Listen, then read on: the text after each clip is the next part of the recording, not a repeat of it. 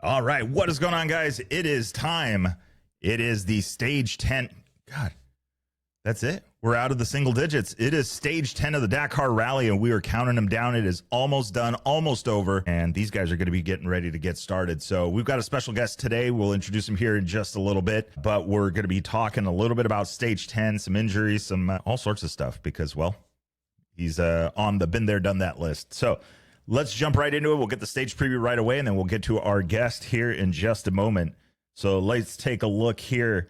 Long day today for these guys. 520 kilometers just to go racing. 370-ish miles of commuting to work. It's a 370-mile commute. And only to put in about 116, so roughly about 70 miles worth of stage today. But that 70 miles of stage, we'll get the graphic up on the screen here so you guys can see it. Talk a little bit about how this is going to break down. For 116 kilometers, what are you going to do? It's got to be really bad. So we'll talk a little bit about that here in just a second. So let's take a look. Stage breakdown, we already know. Road section A, 520 kilometers for them to get out to their special stage or their selective section. 116 kilometers of that. But luckily, they took it easy on them. There is no liaison on the backside of today's stage. So that means they're going to be finishing exactly where we're going to be staying the night, which after that first stint, I'm pretty sure they're happy about that. So taking a look, let's get down on the stage breakdown. If you guys are looking at this on YouTube or on the Spotify video podcast, right in the center up top, they're going from Harad to Shibuya.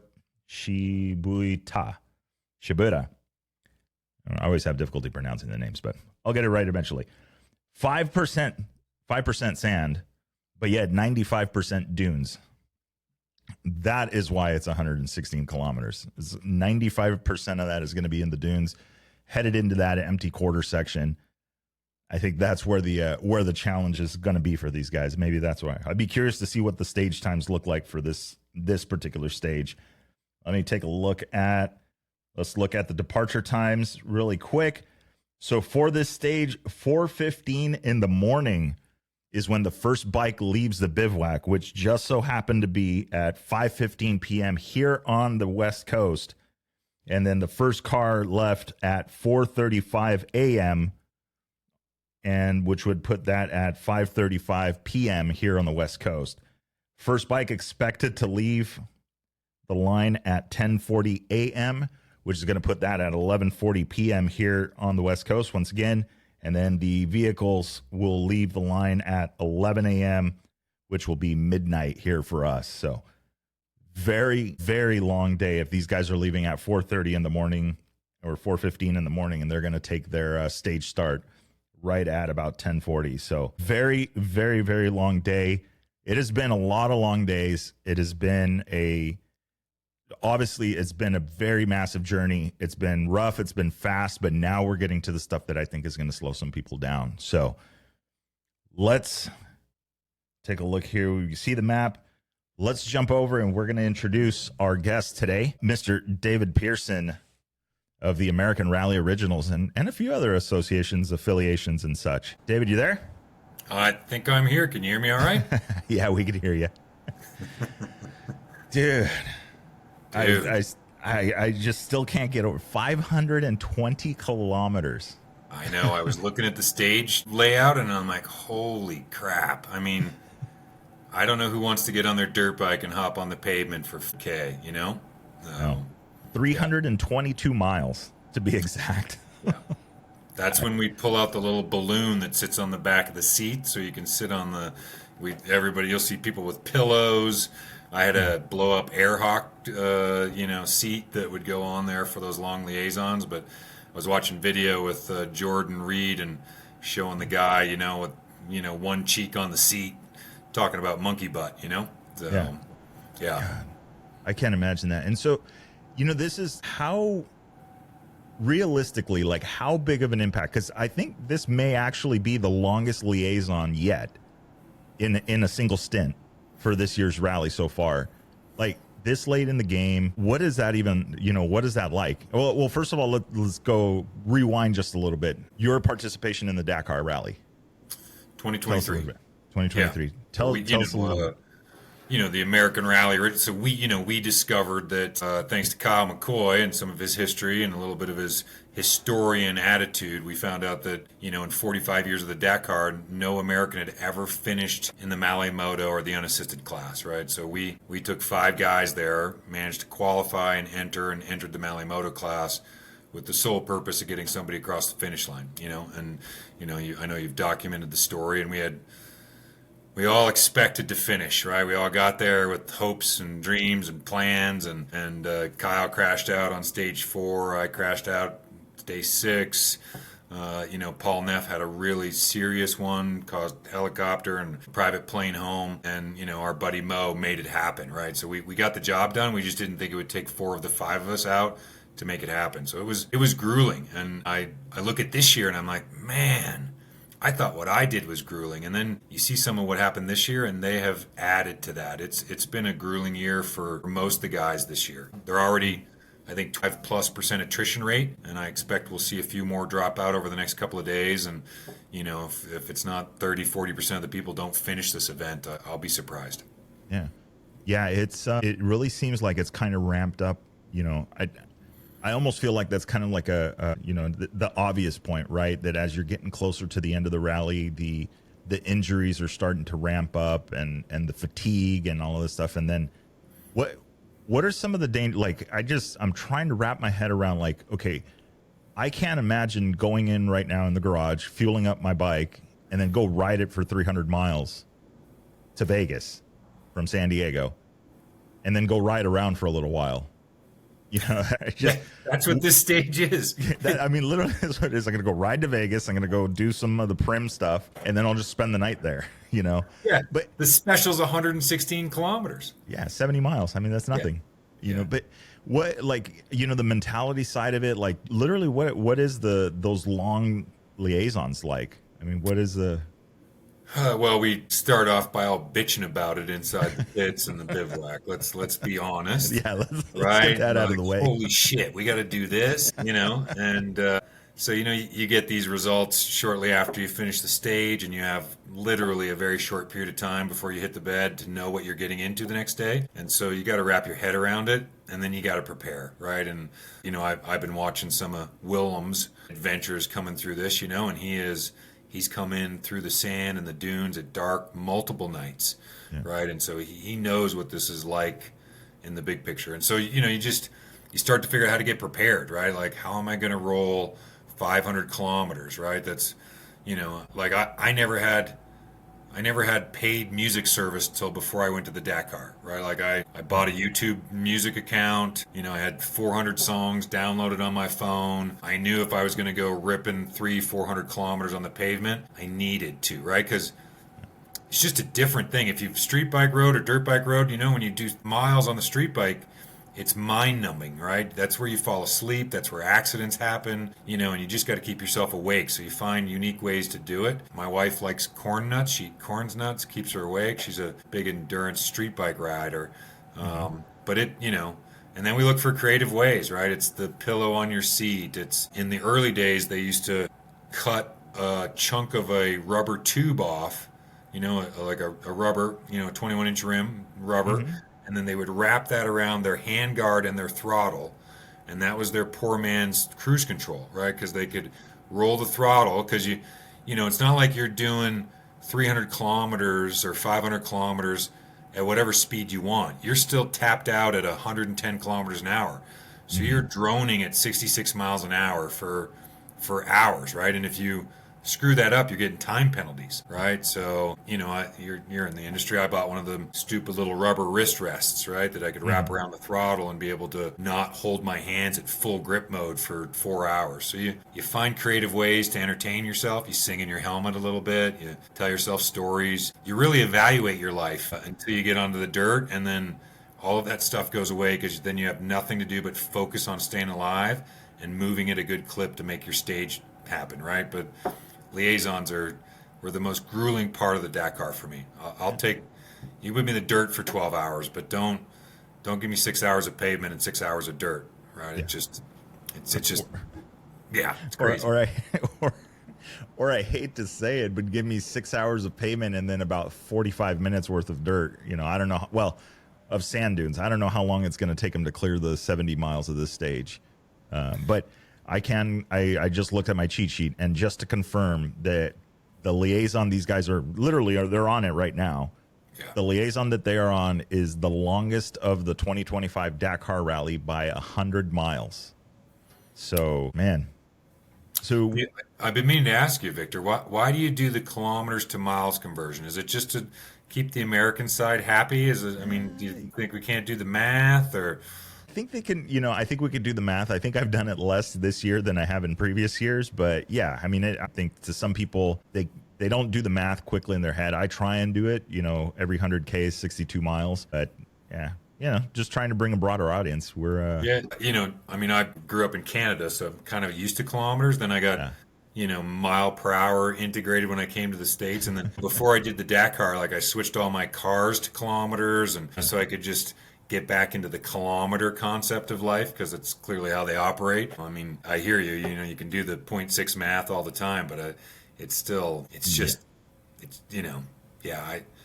I don't know. It's part of the Dakar. It's built into the design of their road books and their routes, that they make these liaisons with intention of just putting you into that grueling moment, right? And if you take it back to the Paris to Dakar equation, there was a lot of that, right? They were all operating on 1000cc, BMWs and the KTMs, and so much of that ride was grueling, open dirt, open pavement running. So they keep trying to bring some of that nostalgia back into the game, I guess.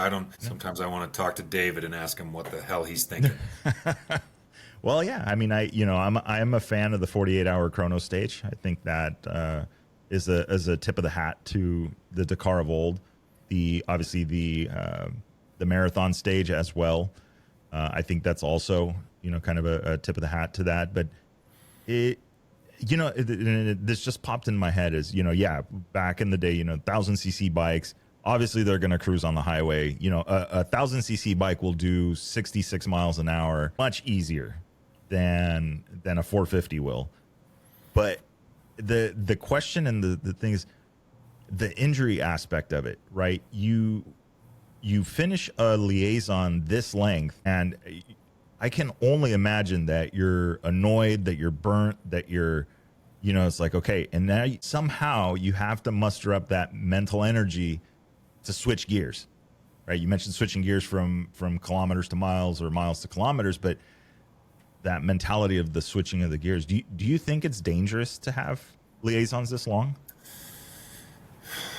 Short answer is yes. And if you go back a number of Dakars, you will hear of some accidents that happened on liaisons, right? Guy wasn't paying attention, clipped the side of the road, hit the ground, right? Hit a car, camel, whatever you want to put it, right? Because once you get on that type of environment, you're not worried about the terrain. You're just worried about moving at a consistent clip to get you into the area, to have enough time to prep your brain and your bike and your body to switch gears and go into race mode, right? Because you're always in race mode. I get it, but in liaisons, you're not playing with that race mode mentality. You're just playing with the consistency side of the game, right? You just need to maintain a pace and keep that pace for however many kilometers, miles they're going to put down for you, and then you get off that bike. Ideally, at the start stage, they brought the truck out. They're making little cinnamon teas. You have a couple of shots of tea. You stomp around a little bit, get your body back into motion, because you literally cramp up. You've ridden enough. You put yourself on that seat for hours, and everything and all the muscles from 10 days of riding just start to atrophy, right? Mm-hmm. And then you get off, and you just got to stretch it all out, and you just got to be ready and prepared, and how, for the most part, we do it at 4 a.m. in the morning. It's freezing cold.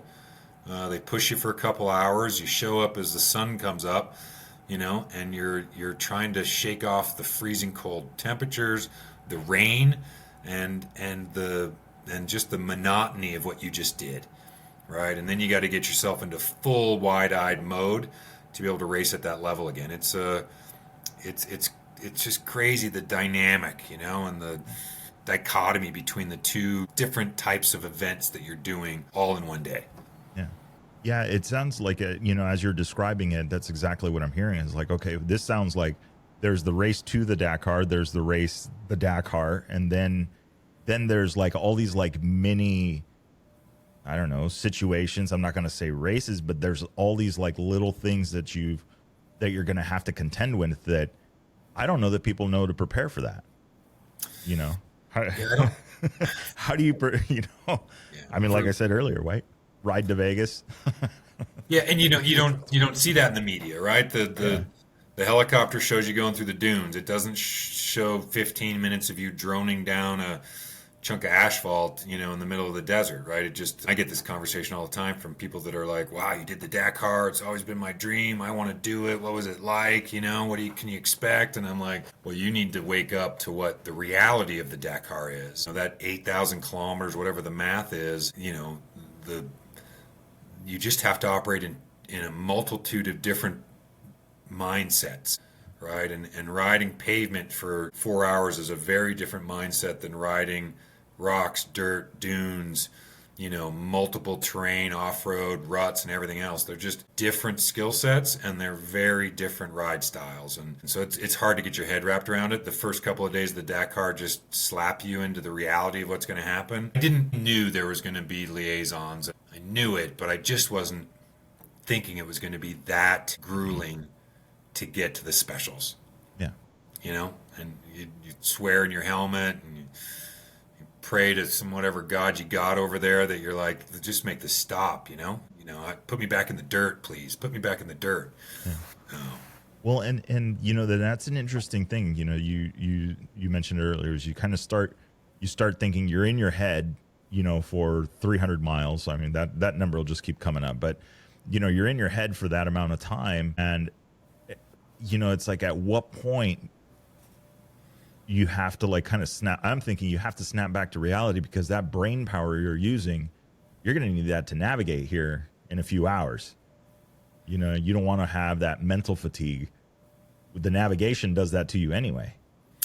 yeah, it's a different mental drain, right? Yeah. Because you're droning on, and you can't not be paying attention. You can't just lean back, put it on autopilot, and have a nap, right? You still have full grip of the handlebars. You're still looking for odd things. Saudi's not so populated that you're fighting a lot of traffic, but you're still dealing with all of those road properties that wear you out, right? I mean, I think a lot of people think riding a street bike's easy. Try and do 1,000 miles on a street bike, you're going to find that's not very easy, right? It'll just wear you down, and it just takes such fatigue out of the body, and more specifically out of the brain, right? And then you got to switch gears and turn it on, right? And that's what gets people hurt, and that's what gets people in trouble, and that is part of the Dakar grueling test that it is they're going to put you through mind tests and body tests, and here we are with 3 stages left to go. And they're hitting them hard this year. Like, I would wonder, this is the longest stage in this year. It's probably one of the longest liaison stages in probably the last 3, 4, 5 years. I'd wonder, what those guys think about when they're creating this. Like, what's the conversation in that little boardroom when they're making these routes? Well, let's do this there, because there's a ton of opportunity and options in Saudi. It's not like they have to. Yeah. Right? The Sonora, you got a big liaison section, and it's because we have to get through some natural preserve area that we're not allowed to ride on, right? Saudi, not so much. When the king says we're racing, Yeah. Part the ways, open the fences, there's no stopping it. So it is a cause of injury. It's one of the few things that I see more often than not, right? Some of the top guys have had real injuries on liaison sections off playing in the specials. Yeah. Yeah, I know Daniel Sanders had, I think it was I don't know if it was last year or the year before, he had an off hitting a roundabout that he didn't see. The bikes aren't set up to, I mean, they're like, I don't know. I mean, you might as well just strap a flashlight. I mean, they have higher powered lights on them, but they're not necessarily meant to be riding around at night. I don't know. He said he didn't see it and, maybe coming in a little bit fast. Obviously not a street tire. Yeah, I came in, I think it was stage 4 and 23. The stage got cut for rain, right? So they stopped us at a checkpoint, and then they moved us onto the road to get us back into Riyadh, right? So freezing cold, sideways rain, right? We had a not a chase truck, but we had a lead vehicle that was escorting us back into the bivouac. And at one point the guy pulled over because he could see that most of the guys in our, I don't know, I was probably riding with 12, 15 guys, and some of those guys were in full motocross gear, and they were freezing. We came by a little gas station. The guy pulled over, and like everybody came up. He's like, "What are you doing?" Like the guy's like, "Well, don't you need a break?" He's like, "No, we just need to keep going because if you stop us now, we'll never get started again." Right? And it was, then we got into the town of Riyadh, which was, 1 million+ people, and then you're playing bumper cars, right? Because you're fighting serious traffic in a rainstorm to try and get through the town of Riyadh to the outskirts in the airport where we were all in our bivouac. And so, that I'm like, I touched a couple of cars that day, right? Like you're moving through roundabouts and you're just fighting the locals, who are all looking at you like, what are you doing? And who are you? And oh my God, what is this thing you're riding, right? So, those were more dangerous moments for me than I think I ever got actually running the course. Yeah. Well, and that brings up it brings a question to mind is like the injury side of this, obviously it's huge, there's minor injuries and then there's major injuries. We know like Sam Sunderland this year hit his head pretty good, got concussed. My understanding is they kind of kept it under wraps and then it happened again. And that's when they decided to pull, Bradley Cox, right, taking a spill right off the start of one of the stages. Thankfully, he turned around and said, I'll get checked out. Said he was good, but decided not to continue. And so we've seen, these people drop out. What happens, right? I mean, it's not like they just disappear off TV and then they're gone. But, do you have some insight into that? Unfortunately, I do, Victor. I mean, we had a number of guys in our own world that had injuries. And so a couple of things. One, the Dakar provides a 30,000, I don't know, dollars, Saudi money, whatever, as a insurance policy to help you through their medical system. But understand the Dakar, when you're injured and out, they work very quickly and very fast to get you off the race and out of the race as a whole. Right? Like I can give you a couple of examples, just even my own. When I hit the ground, I managed to tweak a neck and, so everybody thought I broke a bone. I ruptured a disc, but ultimately x-rays and everything else, and they pulled me out, right? You got a couple moments you don't want to let it go. You don't want to be out. There's a bit of crying because it just got me emotional thinking about it, right? So you're crying and then they kick into gear and they say, listen, we have a travel agent that's going to rebook your flight. We're going to pack up your tent. A shuttle's going to take you to the airport and you're going to be on a plane first thing in the next 2 hours to next morning. Right. And so I'm assuming it's, they don't want to drag sick people along the stages for the next 2 days, 4 days, 1 day, however many days are left. So they just move very quickly to get you out.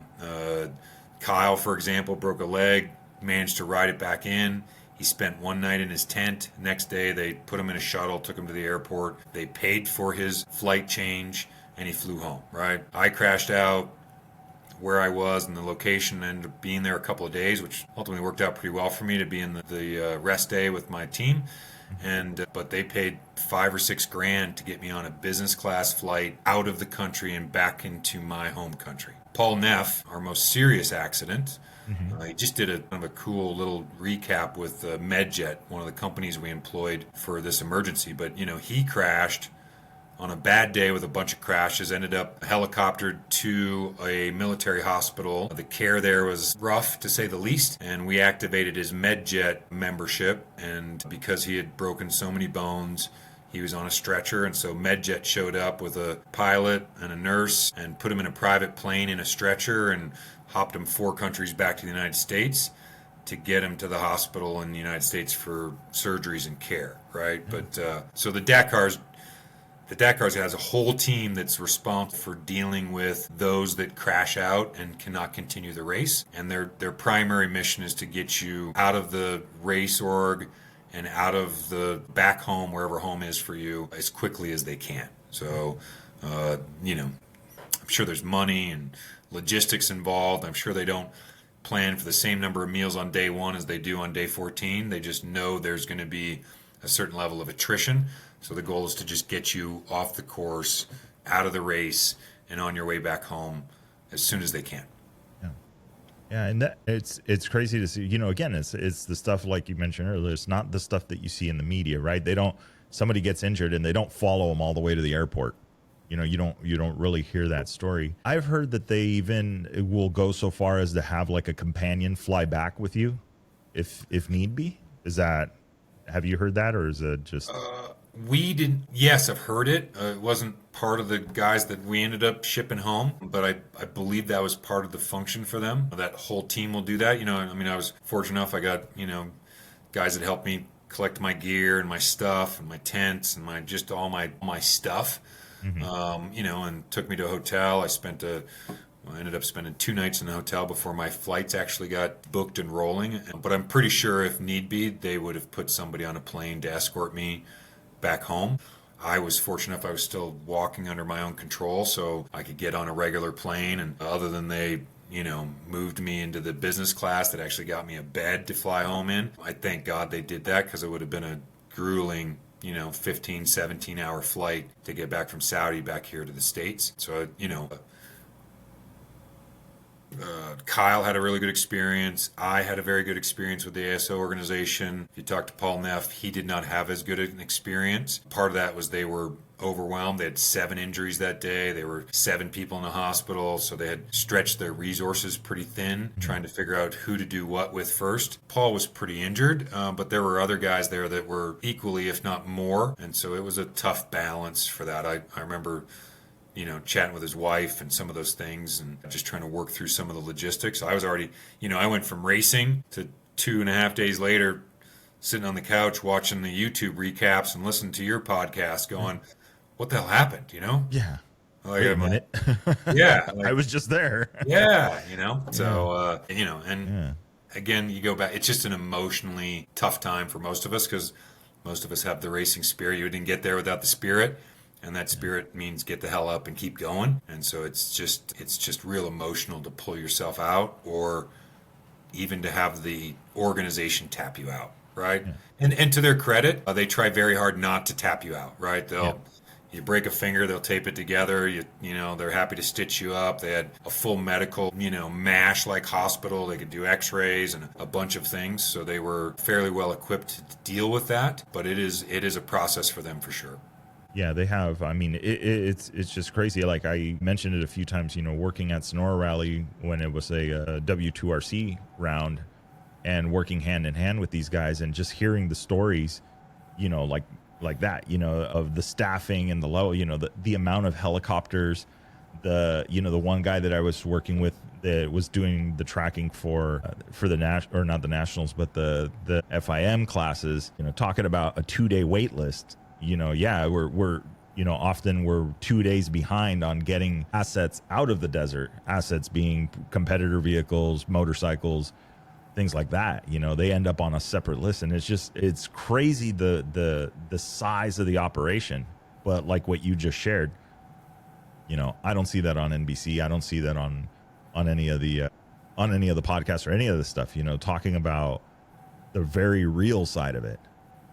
Yeah, nobody, we don't want to talk about it, right? We know what we do is risky. Mm-hmm. And, I've broken a fair amount of bones. I think I'm close to 40 in my life. I've, just from street bikes and dirt bikes. And, so I've been in the hospital a few times, and I find I have 2 classes of friends. When I hit the hospital, I have a certain number of them that will come and visit me and show up. And I have a group of my friends that are like, I'm not coming near that hospital, right? I'm not, they're done talking to me for a little while because it's just so close to home for them that they know at any time that could be them, right? And so we all know what we do is super risky and death-defying in a lot of ways. And so, sometimes the ignorance is bliss, right? You just don't want to talk about it. And so that's usually what ends up happening. It doesn't do good for advertisers and NBC media and all that stuff to show, we all love to see a good crash. We just don't want to see the aftermath of it. Right, and that is a piece of what this race is about for sure. And so, I get that it is a backdoor thing that happens, right? It's off camera. It's not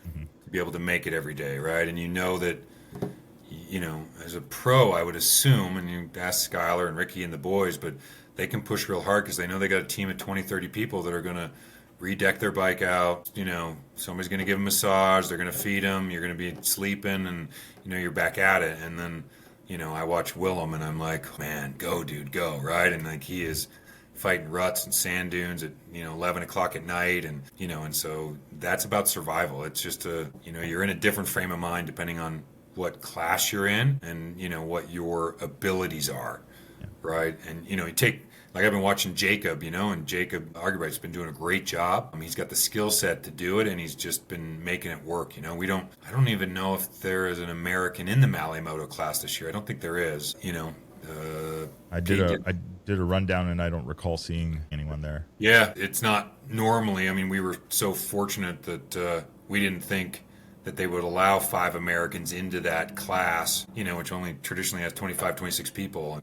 So it's different classes, different things. But yeah, accidents, it is what it is. I came away impressed with ASO's ability to help those that have an accident and move them through the race organization and get them home quickly, right? And they did a great job with me. I'm pretty sure Kyle would say the same thing. And, so I think they do a pretty good job in that world as a whole. There's always problems and issues, but they at least have pre-planned it and prepared for it. It's disaster planning, right? So you got to be ready for that to happen. Yeah. Yeah, and like as we learned, it could be several hundred kilometers into a stage, or it could be within 50 meters of the start. So you never know. So that's crazy. I wonder how many helicopters. I don't know why I always wonder how many helicopters these guys are running. I've heard, I think last year was something like 8 or 10 helicopters that they had. It was a whole fleet of them running around. So it's I certainly can remember 4 or 5 at any given time. And my brother Jim was one of the few guys that he didn't crash or injure, right? He blew a motor, bought a new one, installed it, left on stage 12, blew that motor. Then, the helicopter came by. He flagged the guy down, managed to get in the helicopter. Then he managed to talk the pilot into going back, hooking his bike up on the cable and bringing it back to the pit, right? He had video of the helicopter dropping the thing on the wheels in the kickstand, never even fell over, snapped the chain, went off on his merry way, right? Like, we're all like, Jim, how'd you talk the pilot into going back and getting your bike, right? Because normally the chase trucks and some of the big rigs will go pick up the vehicles along the way, and so we were all quite impressed. My brother was able to grease the helicopter guy to get him and the bike out, as compared to him sitting there for 2, 6, 8 hours, right? I saw a clip of one of the car guys that had crashed and clearly broke the car past its point of drivability, and then they're sitting there with their ping pong paddles they clearly had brought with them, and they're playing ping pong over the car while they're just, because they, you could be there for 20 minutes or 6, 8 hours, right? I think we're past the point that you're going to spend the night in the dunes waiting for somebody to come recover you, but you're still going to spend a bunch of time twiddling your thumbs and, waiting for somebody to show up and get you out of there. Yeah, it's I can only imagine. Again, with the size of the organization and the size of the sheer number of competitors, in any given thing, they have to prioritize. So, it's no wonder that there's an attendance list that sometimes stretches into the following day. The things they got to get out of the desert. Yeah. I'm crazy. I'm assuming given what happened this year, there's a ton of body panels from cars all over the first couple of stages, right? I'm like, those guys were ripping off fenders and hoods and windshields. I was surprising to see how much damage came from the cars during that first couple of stages this year.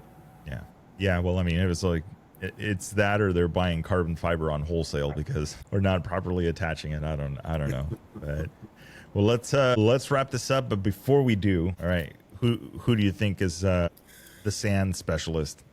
You got Sanders out front. You've got Van Beveren. Ricky, Skyler. Those guys are not far behind. Tosh. Yeah, I watch it. It's weird watching it from a different perspective. Like Van's, like, he seems to be pretty solid. I think both Ricky and Skyler are both pretty good in the sand as well. The lead to the 20-minute spread, as much as I look at this compared to previous years as a pretty big spread in time over previous races. Yeah. I think Ricky's last year was separated by a few minutes, from 14, 15 days of racing. Now we're, they're ranging 15 to 25 minutes. But that said, it's not over by a long stretch, right? Anything could happen to that front runner. And if Daniel and if he goes out, then 2, 3, 4, and 5 are all tight again, right? Mm-hmm.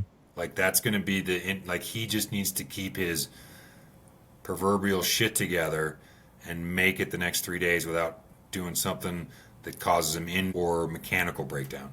Yeah.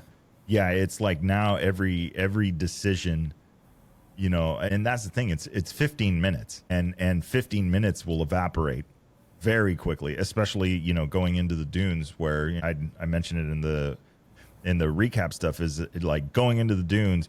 You just got to go down one bad dune with no way out, and you'll be there 5 or 6 minutes. Yeah. And then repeat. One nav error will cause you 10 or 15 minutes, right? I'm like, you just can't have the nav error, right? I mean, this is where strategy comes in, right? Because this is where they're really thinking, I don't want to be the starting guy. I want to be the chaser. I don't, that nav error up front is going to be a critical component, I think, over the next 3 days of stages. Yeah. Yeah, and they're still even with the short stage at the end, they're still at about roughly. I just did the math there, and they're roughly at about 1,200 kilometers, almost 800 miles to go. So it's not, it's not like they're 50 miles from the start. And I think this is where the biggest frustration comes. Right? Is I mentioned this morning. It's like it's that day that you had at the office that you're like, I just want to get home, have a glass of whatever, and I just want to be home. But yet traffic and you can't get home fast enough. And I think that's where these guys are at. They can see it. They know where they want to be, but they still got this challenge in front of it. Like it's not just, snap your fingers and you're there. Yeah, agreed. It's going to be good to watch the last 3 stages for sure. Because I don't think this race is over. I'm still hopeful for the Americans that are in the running. I toss myself between the fact it's nice to still see KTM on the top of the list given their mess of a company right now, and real impressed with what Honda's put to the table today. They really have assembled an amazing team, and they're clearly all holding pretty well in the big picture. So it's look at the Cove. Mason beside that, there's guys that are just bringing new machinery into the game that are holding up, Yeah. Yeah, absolutely. Yeah, and the report I saw this morning that is that any of the withdrawals were really more injury related than they were mechanical related. Mason of all the Coves has been so far the only mechanical, from my understanding. So, so once again, it's just proof. It's proving the bike was once again proving itself to it. Yeah, agreed. To the task. Cool. Victor, great to catch up with you as always. Love hearing your stuff. Looking forward to the next couple of days from you. Yeah, absolutely. And let's hang out for just a sec after chat offline right now. Cool. All right.